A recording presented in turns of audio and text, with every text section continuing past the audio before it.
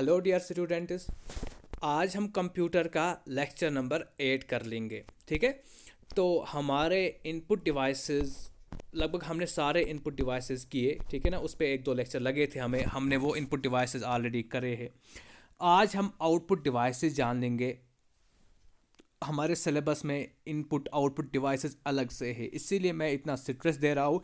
इसीलिए इन टॉपिक्स को इतना लेंथियर बनाया मैंने। ठीक है, तो आज आउटपुट डिवाइसेस इसमें भी एक दो लेक्चर लग जाएंगे, उसके बाद हमारा इनपुट आउटपुट डिवाइस ख़त्म हो जाएगा। ठीक है, तो चलो इनपुट डिवाइसेस, जैसे कि हमने जब भी आर्किटेक्चर पढ़ा कंप्यूटर का पहले दो लेक्चर में, ठीक है, वहाँ पे हमने देखा ना आउटपुट यूनिट होती है।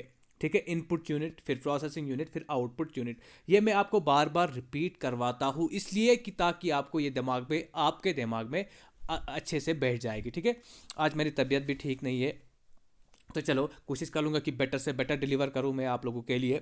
तो आउटपुट यूनिट्स में हमें क्या मिलता है? आउटपुट यूनिट्स में हमें इंफॉर्मेशन मिलती है, इंफॉर्मेशन या प्रोसेस डेटा मिलता है। और वहाँ वो कहाँ मिलता है? हमें आउटपुट यूनिट पे। अभी मैंने डिवाइसेस की बात नहीं की, अब मैं यूनिट्स बोल रहा हूँ आपको कि आउटपुट यूनिट में हमें इंफॉर्मेशन मिलती है।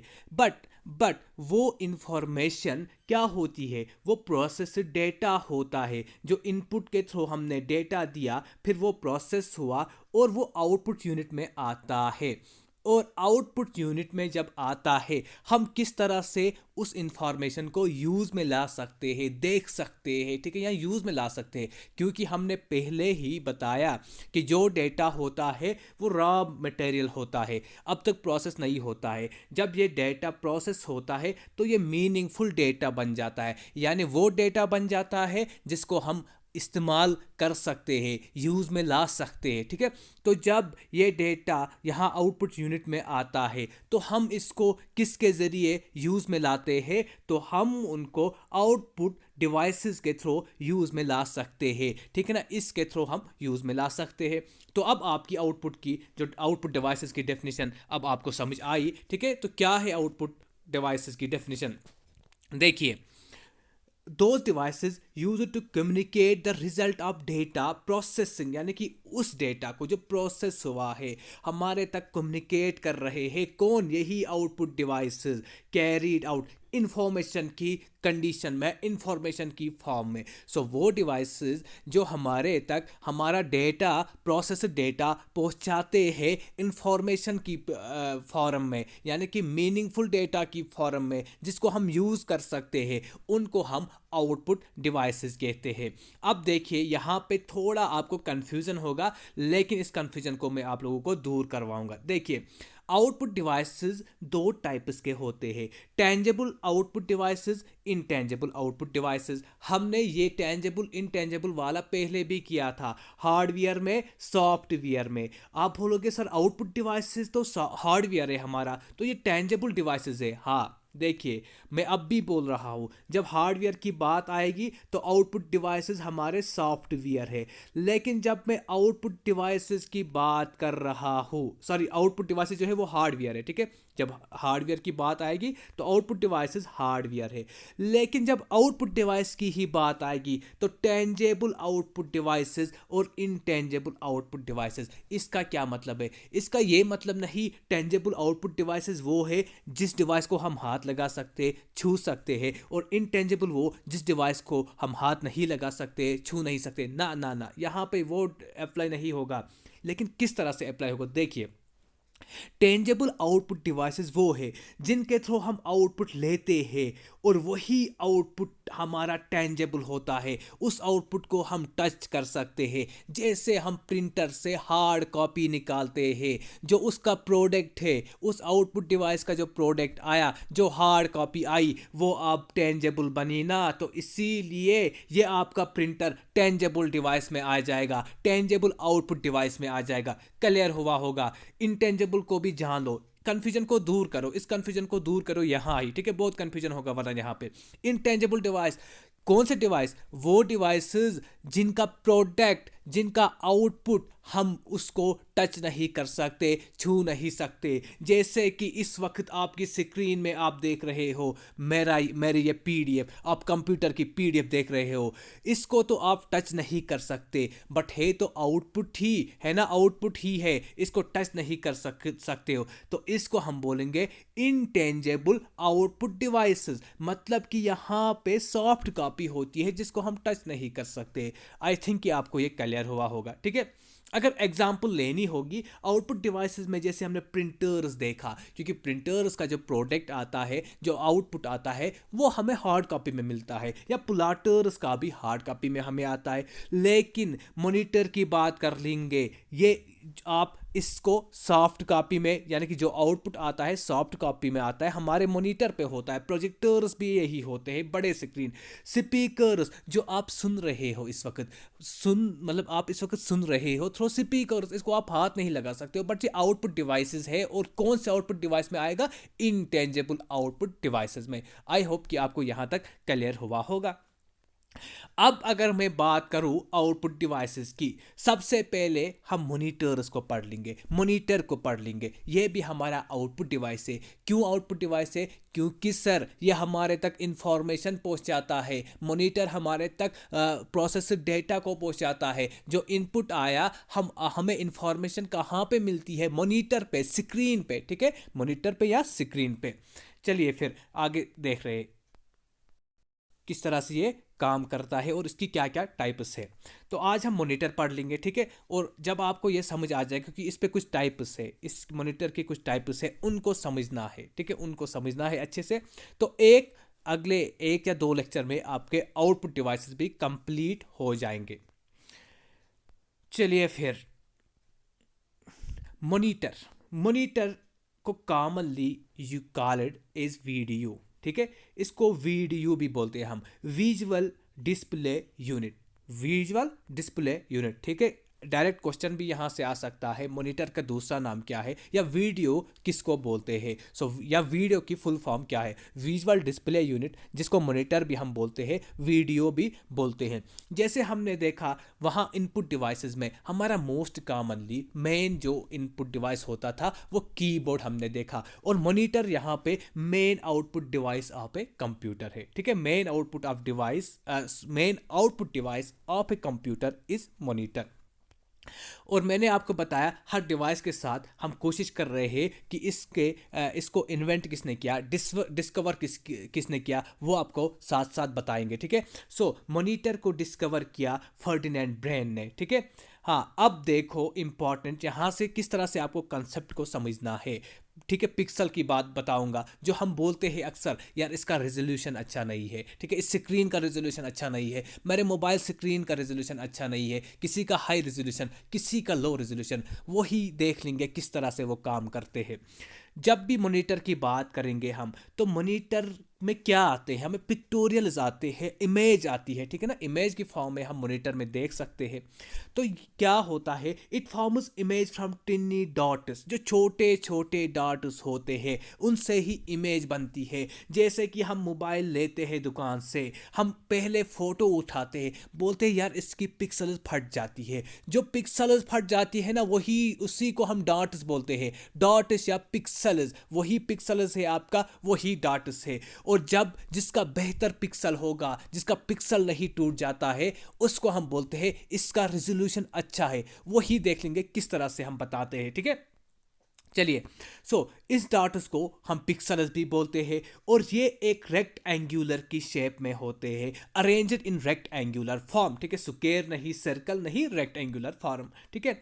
अगर आपको यहाँ से कुछ फैक्ट्स है, कुछ पॉइंट्स है जो आपको डायरेक्ट एमसीक्यू में आ सकते हैं, डायरेक्ट एसएसबी के क्वेश्चन एग्जाम्स में आ सकते हैं, इस तरह से भी क्वेश्चन पूछ सकता है। Smallest unit of monitor, pixels या डॉट, ठीक है, पिक्सल और डॉट। हाँ, अब देखेंगे ये पिक्सल जो है, these pixels define the resolution of screen, resolution of monitor, कि इस स्क्रीन का रेजोल्यूशन क्या है, कौन डिफाइन करेगा, कौन डिटरमाइन करेगा, यही पिक्सल्स। सर पिक्सल क्या होते हैं आगे देख लेंगे। हाँ, और एक बात देखो, अगर रेजोल्यूशन जानना होगा हमें, number of pixels in horizontal and vertical direction, ठीक है। हॉरिजॉन्टल डायरेक्शन क्या होता है, ये वाला हॉरिजॉन्टल डायरेक्शन। वर्टिकल डायरेक्शन क्या होता है, ये वाला वर्टिकल डायरेक्शन, ठीक है, यानी कि ऊपर नीचे, मतलब लेंथ और इसको बोलते हैं ब्रेडथ या विड्थ, ठीक है।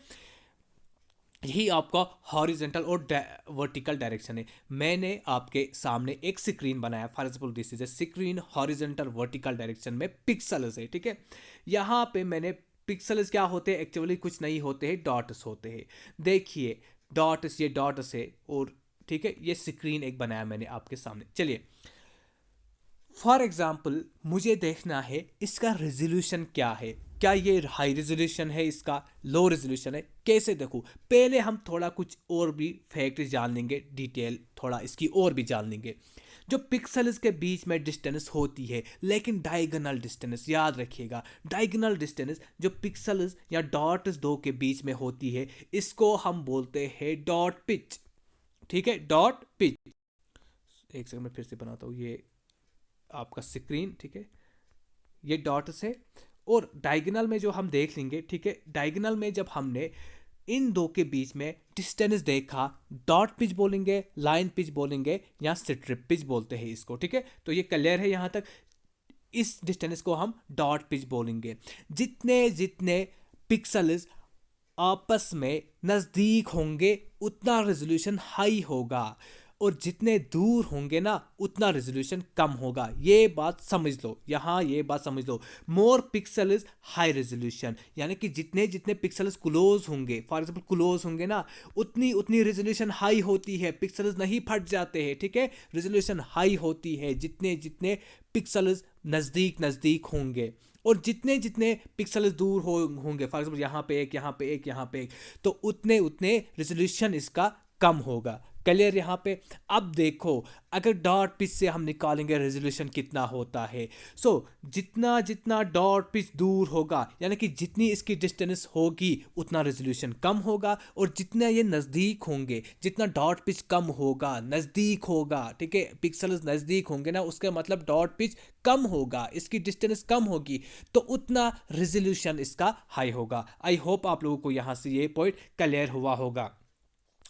देखिए डॉट पिच भी बोलते हैं, लाइन पिच, स्ट्रिप पिच क्या होती है, ये एक डिस्टेंस होती है, डायगोनल डिस्टेंस, जो मैंने यहाँ पे आपको बताया, ठीक है, this is a diagonal direction में होती है, डायगोनल डिस्टेंस होती है बिटवीन टू पिक्सल्स, ठीक है, बिटवीन टू पिक्सल्स।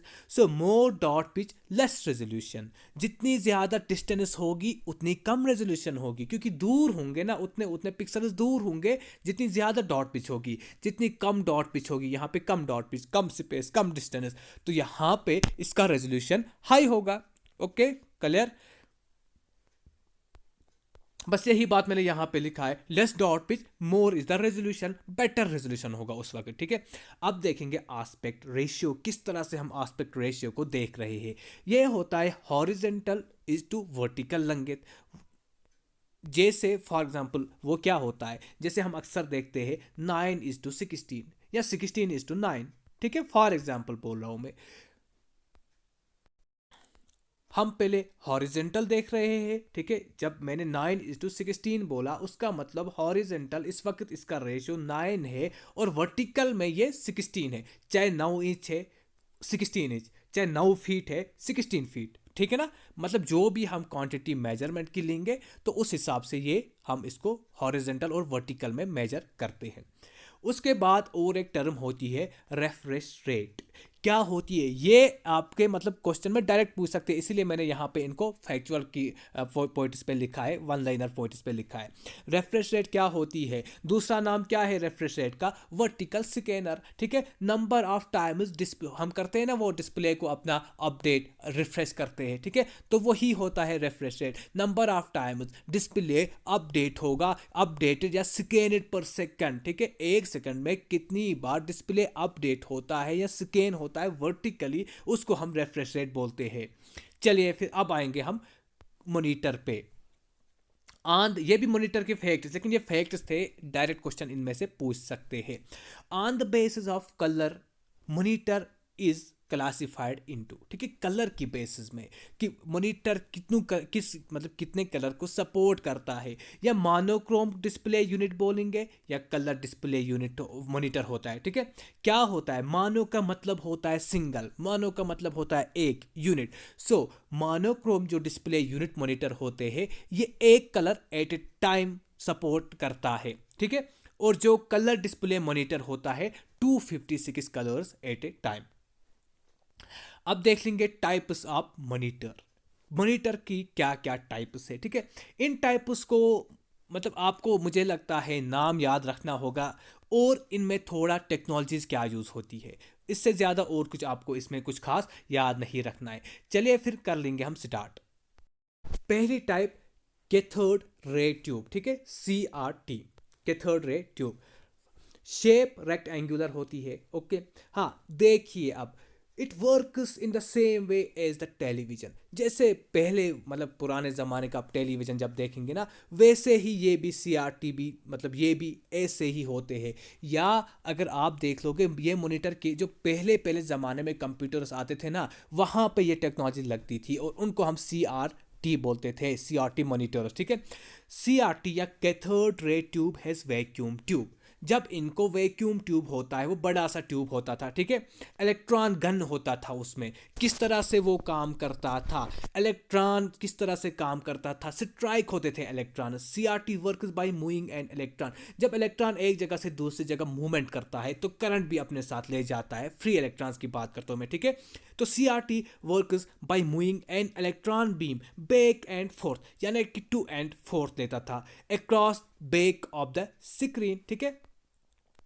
अब यहाँ पे आप देख लो कि जब भी फॉर एग्जांपल ये आपका CRT वैक्यूम ट्यूब, अब मुझे बनाना नहीं आएगा, चलो ऐसे ही कुछ आप दिमाग में रखो, इस पे इलेक्ट्रॉन गन होता था और वही स्ट्राइक होके हमारे स्क्रीन पे फिर आउटपुट आ जाता था।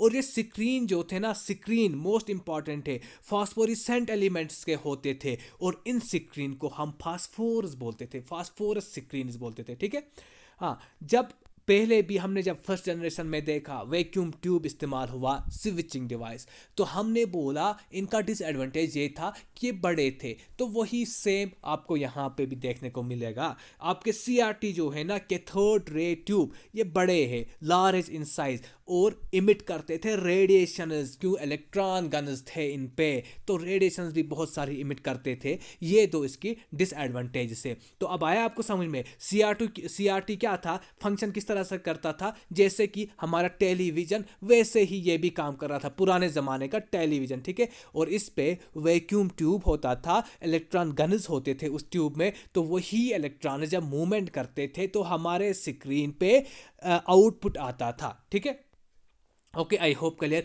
और इनका स्क्रीन फास्फोरेसेंट एलिमेंट से बना होता था, जिसको हम फास्फोरस बोलते हैं। हाँ, और इनका डिसएडवांटेज लार्ज और इमिट करते थे ये रेडिएशन। अब देख लेंगे LCD।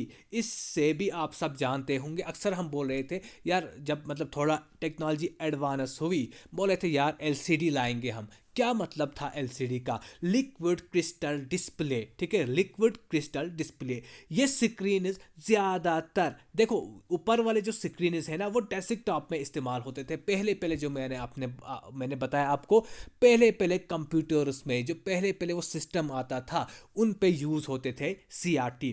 लेकिन LCD अगर आप अपने लैपटॉप को देख लोगे, जो उसका डिस्प्ले यूनिट होता है वो LCD होता है, लिक्विड क्रिस्टल डिस्प्ले होता है। या नोटबुक साइज जो पर्सनल कंप्यूटर्स होते हैं, PCs होते हैं, उनमें LCD का स्क्रीन लगा होता है। ठीक है, आप सब जानते होंगे। अब उनकी शेप क्या है, थिन है और फ्लैट होता है। ठीक है, ये स्क्रीन थिन होता है, फ्लैट होता है, और CRT से लाइट होता है। ठीक है, हल्का होता है, इनसे लाइट इन वेट। ओके, उसके बाद नंबर थर्ड टाइप अगर हम देख लेंगे, LED। ठीक है, जब एडवांस और भी टेक्नोलॉजी LED लाया, लिक्विड या लाइट इमिटर। ये जो है ना LED, इसकी फुल फॉर्म भी आप याद रखोगे, क्योंकि डायरेक्ट क्वेश्चन यहाँ से भी आ सकता है। LED या लिक्विड या लाइट इमिटेड डायोड। देखिए क्या होता है, जब लाइट इमिटेड है मतलब कि ये इमिट करता है लाइट। जब भी इलेक्ट्रिक करंट हम इनसे पास करते हैं, जब भी इन डिस्प्ले से इलेक्ट्रिक करंट पास होती है तो ये इमिट करते हैं लाइट, ठीक है।